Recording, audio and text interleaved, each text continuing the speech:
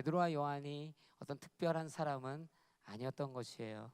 평범하고 지극히 일상에서 볼 수 있는 그 누군가 같았던 사람입니다. 그런데 그들이 놀라운 일들을 준행했던 것이에요. 여러분, 우리나라가 수치 가운데 있었던 적이 있습니다. 그죠? 100년이 더 됐지만은 한 나라에 식민화되어 나라의 주권을 잃고 굉장히 어려운 시절을 보냈던 적이 있죠. 그 현장을 살아냈던 한 자매가 있어요. 이 자매는 고등학교 1학년짜리 여자아이였습니다. 그럼에도 불구하고 그 고난 가운데 심지를 잃지 않고 이 아이는 대한독립 만세를 외칩니다. 그리고 결국 그로 인해 감옥에 갇히죠. 그리고 고문을 당해요. 한 간수가 그녀에게 이렇게 물어보았다는 거예요. 당신 도대체 왜 이렇게까지 합니까?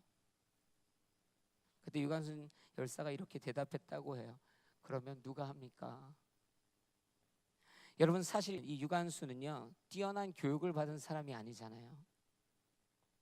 그녀는 고작 고등학교 1학년, 화려한 스펙과 능력을 가졌던 특별한 독립투사가 아닙니다. 그녀는 그저 한 여고생에 불과해요. 그녀는 정말 평범했던 사람입니다. 여러분, 저와 여러분이 탁월해서 복음을 전하는 것이 아닙니다. 저와 여러분이 뛰어나서 복음을 전하는 게 아니에요. 저와 여러분이 평범해도 오늘 베드로와 요한처럼 우리에게 맡겨진 이 사명을 감당할 수 있어요. 복음은 여러분 학력으로 전하는 것도 아니고 경험으로 전하는 것도 아니고 지식으로 전하는 것도 아니에요. 더 이상 변명하지 마세요. 하나님, 나는 이런 배경이기 때문에 그렇게는 못합니다. 하나님, 나는 평범해서 그렇게는 못합니다. 하나님, 나는 능력이 없어서 그렇게는 못합니다. 그것이 아니라 믿음으로 결연한 의지를 가지고 용기를 내는 것이죠. 여러분, 용기를 환경이 변하고 상황이 변해도요, 주를 배신하지 마십시오. 그 편에 서는 거예요. 주의 편에 서 있는 거예요. 그분의 은혜를 기억하는 거예요. 제가 나눌 게 이런 얘기밖에 없어서 맨날 자주 얘기하지만, 여러분, 저 평생 주 예수 그리스도를 믿는 삶으로 살았어요. 제가 순신방하면 막 사람들이 얘기해요. 목사님은 왜 목사님 됐냐고. 저는 그냥 목사가 평생 꿈이었어요. 초등학교 2학년부터 저는 목사가 꿈이었어요. 전 정말 주를 위해 열심히 살았다 자부하는 사람이에요. 그런데 하나님, 왜 우리 가정은 망합니까? 왜 드라마에서 보는 것 같은 그런 빨간 딱지를 우리 집에서 봐야 하고, 왜 그 노년에 고생하는 부모가 그런 어려움 가운데 있어야 합니까? 상황은 바뀌었어요. 잘 살았던 때가 있었죠. 그래도 먹고 사는데 지장이 없었던 때가 있어요. 그러나 더 이상 살 곳을 찾지 못해 창고를 전전해야 되는 인생으로 상황은 바뀌었어요. 그러나 오늘 저와 우리 가족은 여전히 주의 품 안에 있어요. 상황이 바뀌었어요. 고난의 상황으로, 침묵의 상황으로, 불리한 상황으로 내 이 신앙을 어떻게 지킬 것인가, 신앙을 지키기에 너무나 어려운 상황으로. 그러나 상황 때문에 주의 편을 떠나지 마세요. 끝나는 것이 아니라 오늘 본문의 20절에 보니까 우리가 보고 들은 것을 말하지 않을 수 없다, 이렇게 선언해 버립니다. 나는 그저 하나님 편에 서 있는 것으로 끝이 아니라 여기 서 있고 그분을 위해 말하겠다는 거예요. 나는 진리를 말해야겠다. 당신이 아무리 나를 핍박하고 어렵게 해도 나 이 복음, 진리 그대로 전해야겠다. 그 베드로와 요한이 하는 말이죠. 여러분, 제가 간혹 그래도 이렇게 빨리 들어가면 아이와 함께 잘 수 있는 그런 시간이 있습니다. 불 끄고 누운 상태에서 아이와 대화를 해요. 어느 날은 이렇게 묻는 거예요. 하율아, 아빠 잘생겼지? 이렇게 물었어요. 그때는 우리 아이가 아니? 이러는 거예요.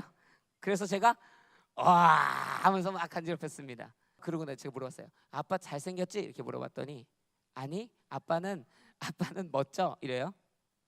그래서 내가 근데 느낌이 좀 쎄하잖아요. 느낌이 좀 쎄해요. 이 멋져가 뭔가 느낌이 쎄. 그래서 아빠를 따라해봐. 아빠 따라해봐. 아빠 잘생겼어요. 이렇게 했어요. 그랬더니 아이가 아주 단호하게 얘기했습니다. 안 돼. 안 돼. 여러분, 그런데요, 저는 기뻤어요. 이 아이가 핍박에 굴복하지 않는구나. 여러분, 사실은요, 우리는 삶에서 이런 어떤 고난들, 핍박을 마주할 때가 있어요. 그런데 그 핍박 앞에 아닌 것을 알면서 말을 바꾸죠. 간지럽히는 거, 그아이에겐 굉장히 고통스러운 거거든요. 하지마 하지마를 얼마나 많이 외치는지 몰라요. 막 정색합니다, 우리 아이도. 나름대로에겐 자기에겐 고난인데요. 아, 독하더라고요. 절대 잘생기지 않았대요. 얼마나 기쁩니까? 여러분들도 그렇게 사셔야 돼요. 여러분, 신앙의 핍박이 막 몰아치면요, 너 그렇게 해도 예수님 믿을 거야? 아니요, 생각해보니까 안 믿어도 되겠습니다. 그 어린아이가 자신에게 오는 그 핍박 안에도 진리를 지켜가는 것이 원칙이라면 저와 여러분에게도 동일한 영적 원칙이 적용되어야 해요. 여러분, 저는 두렵습니다. 제가 그런 순간을 맞이할까봐. 제가 당하고 싶지 않은 핍박을 마주하고 그 핍박으로 인하여 내 신앙을 부인해야 되는 그러한 상황을 마주하게 될까봐. 왜? 부인하면 안 되잖아요.